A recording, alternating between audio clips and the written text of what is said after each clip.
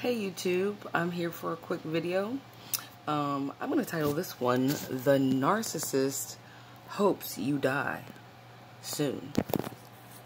So let me run through it. My dad is actually a really major narcissist. In fact, so much so, I do not have contact with him. Definitely don't have contact with him on purpose.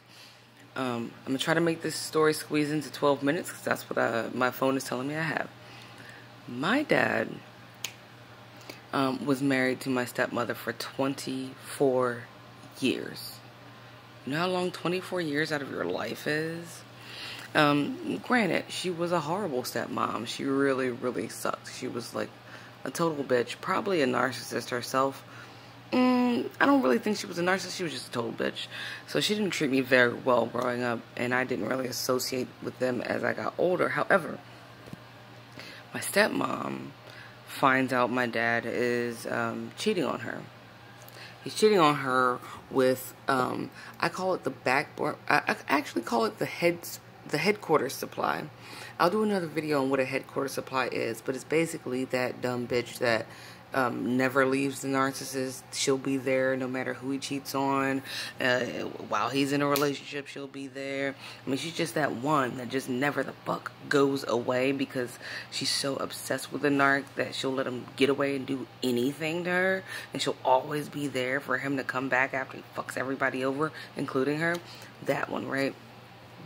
So he ends up separating from my stepmother while he's cheating on her, right? So they get separate places to live.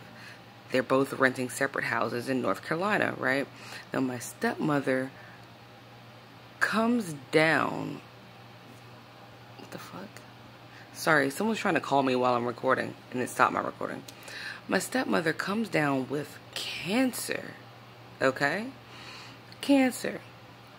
And I'm telling my dad, I'm like, look, dude, why don't you at least, before this woman dies, at least, like, give her the decency of a divorce from you because she knows you're cheating. Not only is she dealing with the fact that she is dying from cancer, she has to also deal with the fact that they are now separated because of his infidelity, right? Do you think he gives a fuck about that? No. You know his excuse is, oh, I have to take care of her because she's dying and I can't ask her for a divorce while she's dying. But you're cheating on her while she's dying. You're separated from her while she's dying. You're gonna force this woman to kind of be like dying while you're just cheating on her? Yeah. Yeah. And then what the narc will do, a lot of them will do what my dad did, which is take care of her. As in, go over there and check on her and spend some time with her and help her wash up and all this stuff. You think he did that because he gave a fuck? No, he was doing it because he didn't want to look like the bad guy that everybody already knew he was and is, right? So that was fake. Finally, she ends up in a hospice, right? We all kind of know once you end up in a hospice, it's just a matter of time. You know what I'm saying? Because you're real bad off. She calls me. Well, my dad called me when we used to talk. And she was there with him in this hospice. And she asked for the phone to speak to me. Now, normally when people are dying, that's when they want to tell the truth about something, apologize to people. I mean, they get in this real funky state of being where they want to, like, right their wrongs because you don't know if you're going up or down, right? But you kind of do. So anyway, she wanted to apologize to me. As this woman starts apologizing to me for treating me so poorly since I've been 7 years old. Now I'm 38. I'm turning 39 this week, but I'm 38, right?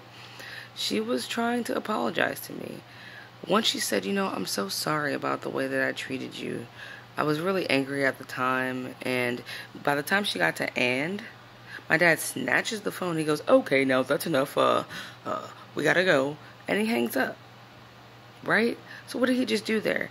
Not only was his selfish bitch ass just stealing this woman's dying last words to me to make good and right what was wrong, he stole from me the privilege of getting an apology that I've been waiting for so long since 7. Just took it like, hey, well, your conversation's over, all right, bye. And what's she gonna do, fight him? She's dying. She's in a hospice.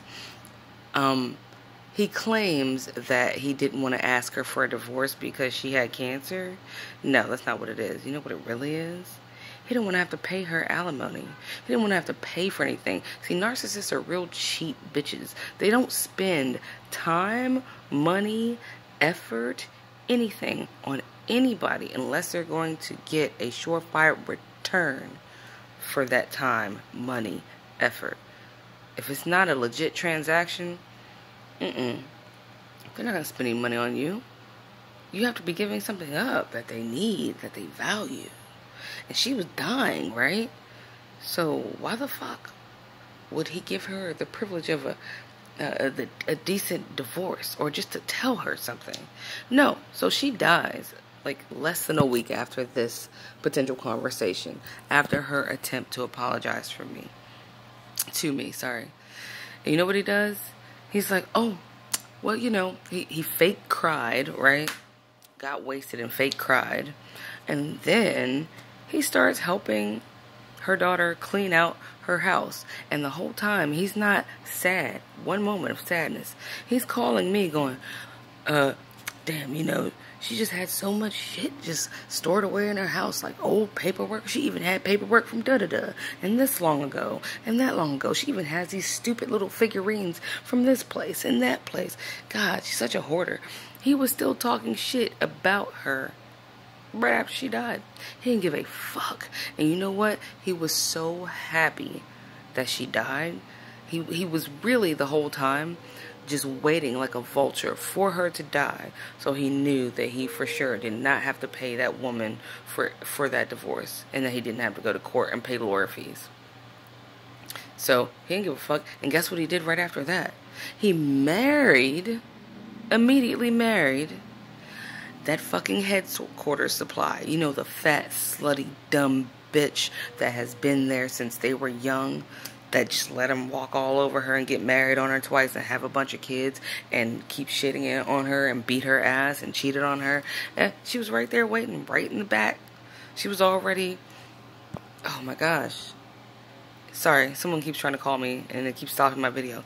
She was already engaged to his dumb ass while he was still married to my dying stepmother. That's how disgusting and low life these supplies are. The main one, that headquarters supply, well, that bitch is waiting in the wings whole time. She was waiting in the wings before he met you, while he was with you, and when he discarded your ass. And is still waiting right there. The only reason my dad married this fat bitch that's gross as shit, that's a whore that's been waiting for him, is because he's old now. And his looks have faded. And she's the only thing that's sure enough waiting for him. Isn't that fucked up? Here's another story real quick. So my biological grandmother, my dad's mom, right? She died giving birth to my dad. But he got a really beautiful stepmom that raised him, loved him. She was like the sweetest person. Okay? Me and my son even went to her like 90th or 91st birthday party. It was really cool, right? She dies. Now, she loved him. She loved him. I mean, like she literally took on the role of being his mother and did a great job at it, right? Guess what he does? When she died, now let's put it all into perspective. My dad would drive, because he used to live in North Carolina, he would drive like 8 hours just to go get some ratchet, rancid pussy from this dumb headquarters supply ass bitch in Virginia or whatever, right? But when his mother died, his stepmother, who was good to him, when she died, guess what? He was like, oh, I have a cold. I'm not going to be able to make it to the funeral. He didn't even show up to her funeral because he had a cold. But had it been old trash heap over there from Fraggle Rock delivering some raccoon pussy, he would have drove for hours and hours to go get some. How fucked up is that? So yes, the narcissist Oh, they wait for you to die. They hope you die. You know why? Not only do they hope that if you're married, that they get something out of the deal. They hope that they can escape paying you something for a divorce. So they hope you die. They want your stuff. And, when you die, there's nobody that knows them, hopefully. That's one less person that knows them that can tell on their sorry, gross, disgusting piece of shit asses. So they're glad when someone who knows who they really are dies. It's a relief to them. One less person to tell the truth on them. Yeah, that's how that works. It's a sad, fucked up, cruel ass world. And I'll do another video on this, because the narc will try to kill you. They'll try to poison your ass. That has happened to me, and I'm gonna make a video on that next. I mean, there's so much shit to talk about. Like I said, the possibilities are endless. I mean, they're never gonna stop being a piece of shit. Yep. But he watched that woman that spent 24 years with him out of her life struggle to cope with the fact that he'd been cheating on her. She found out about it, stuck with him anyway, got cancer. He still discarded her while she had the cancer, and then tried to play the fake-ass superhero by taking care of her while she had this cancer. Watched her die, fake cried, and then skipped off into the sunset with that back burner supply. Think about it, y'all. You spend one bad year with somebody, don't make it 24. Love you. Bye.